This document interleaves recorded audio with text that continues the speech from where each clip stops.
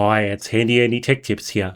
Today, I'm going to show you how you can use a feature of DaVinci Resolve, which is my favourite video editing package and also happens to be completely free to use. The feature is called character level styling, and it lets you achieve effects like this. Pretty cool, right? So you might already be familiar with the process for creating a regular title in DaVinci, and if not, then it's very simple. You just drag a text element from the toolbox to the timeline, and then you can add some text to it.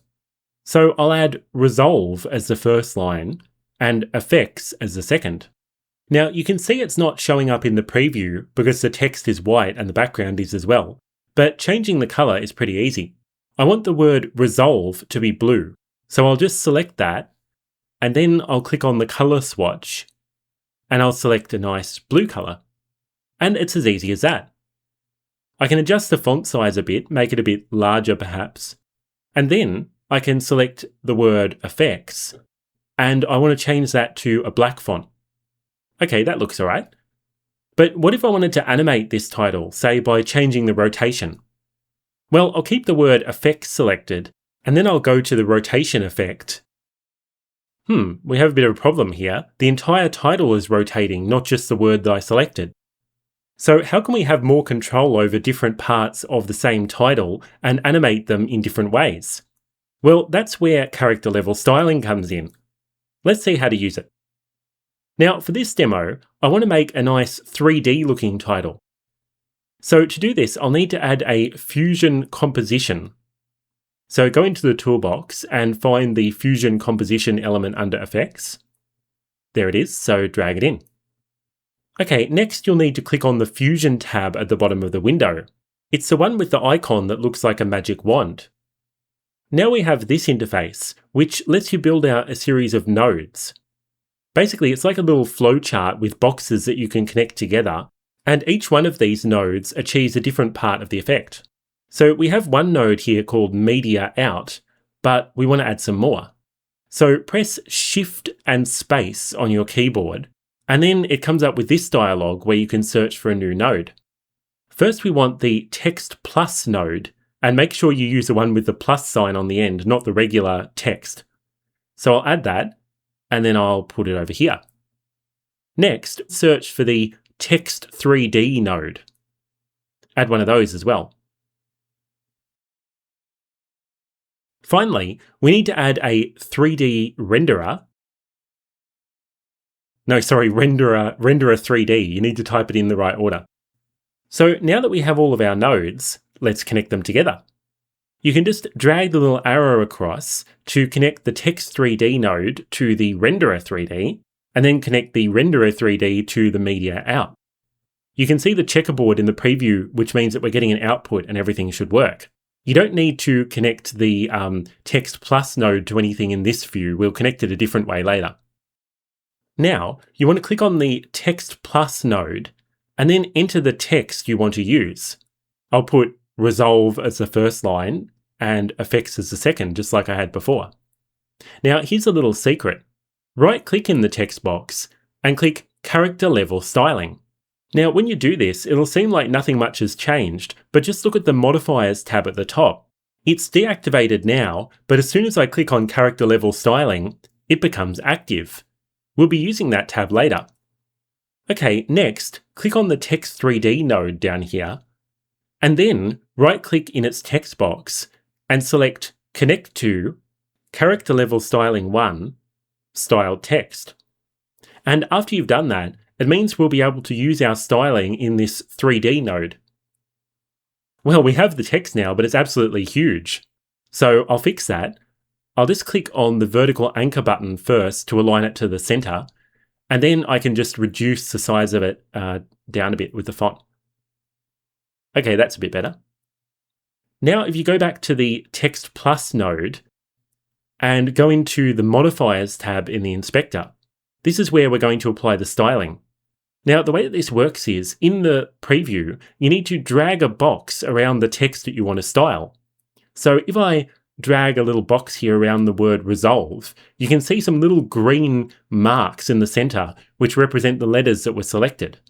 And then you can change the style of these selected characters. So I'll pick a green color from the swatch, and there we go, the word has turned green. So the cool thing is that I can now go through and make each letter a different color because I can select them. So, okay, so I want the E to be a nice yellow color. We can do that.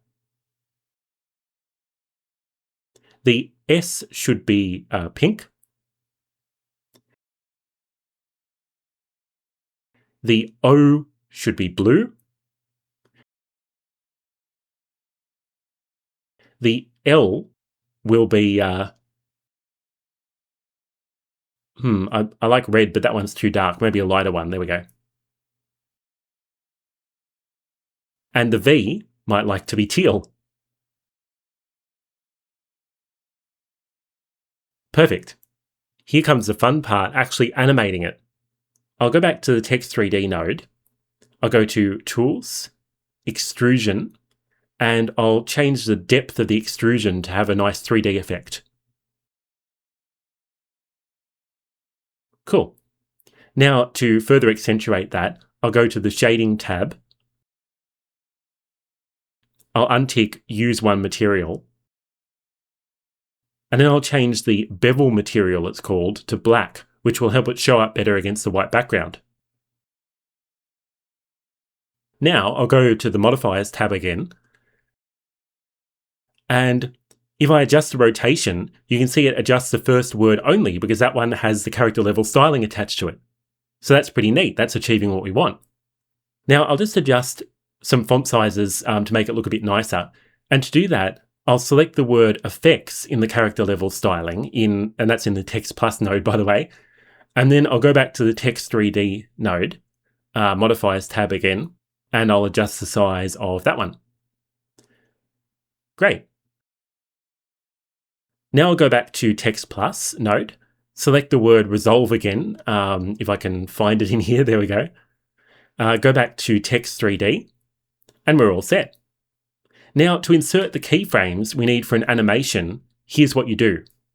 Under the character level styling modifiers, find where it says right-click here to animate character level styling. But you actually don't want to right-click, at least not for a start. Instead, click on the little diamond next to it, and that will create the first keyframe. Now, underneath the preview window, you can just drag the little handle forward to scrub through a few frames, and I'll end around about frame 200, I guess. And then go back to Tools.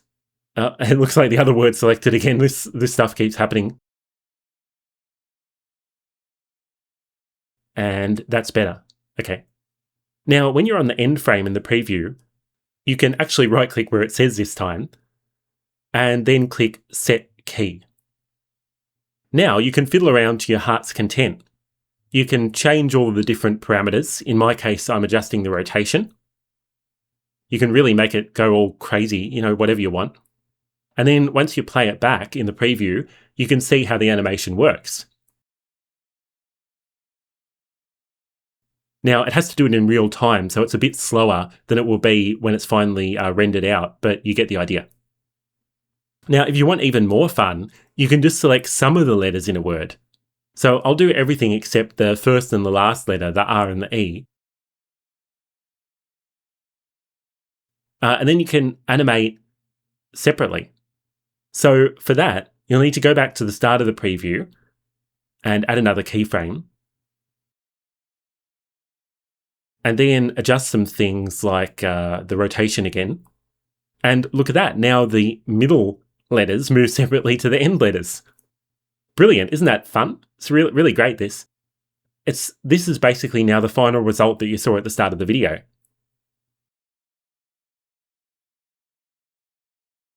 Well, I hope you enjoyed this in-depth DaVinci Resolve tutorial and another little animation here. So thanks so much for watching. I'm Handy Andy Tech Tips, and please subscribe for more tech videos.